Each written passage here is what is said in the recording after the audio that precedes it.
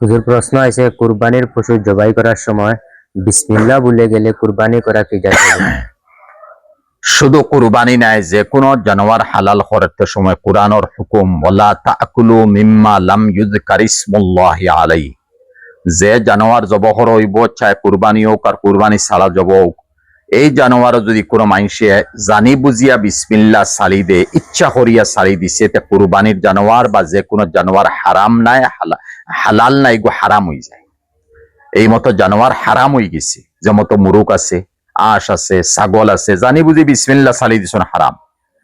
আর যদি দেখা যায় বিসমিল্লাহ আমি জানি বুঝি ছাড়ছি না, বরং হঠাৎ আমার খেয়াল গেছে কি আর বাদে জবর বাদে ইয়াদ হইছে, আমার তো খেয়াল বিসমিল্লাহ হইয়া জব করতাম, তো এই মতো জানোয়ার জব করার পরে হালাল থাকবো।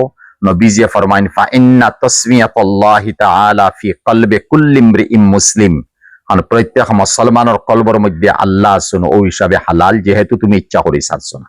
এখন মাসলা হইব কুরবানি।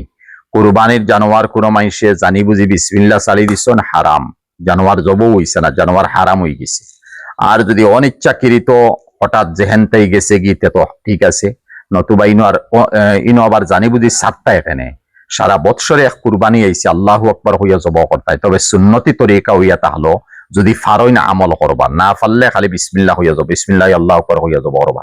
সুন্নতি তরিকা হইয়া তাহলো ইন্না সলাতি ওয়া নুসুকি ওয়া মাহইয়ায়া ওয়া মামাতি লিল্লাহি রাব্বিল আলামিন লা শারীকা লাহু ওয়া বিযালিকা উমিরতু ওয়া আনা আউয়ালুল মুসলিমিন। এরপরে পড়িবা আল্লাহুম্মা লাকা ওয়া মিনকা বিসমিল্লাহি আল্লাহু আকবার। ও হইয়া জব হরইন তে ইনশাআল্লাহ সুন্নতি তরিকা হইল, নতুবা আল্লাহু আকবার হইয়া যাব।